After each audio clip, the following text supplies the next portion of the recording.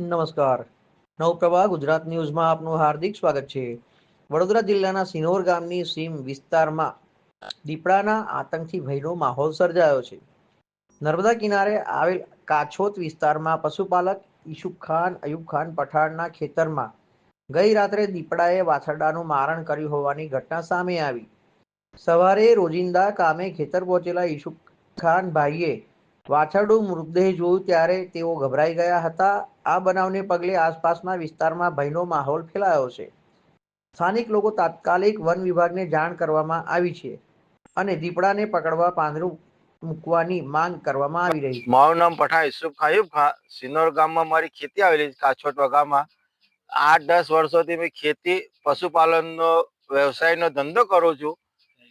ગઈકાલે મેં વાછેરાને બાંધીને ઘેર આવ્યો અને સવારે આવીને જોયું તો દીપડાએ વાછેરાને ફાળેલો જોયું. 2 વાછેરા હંગાતે બાંધેલા હતા.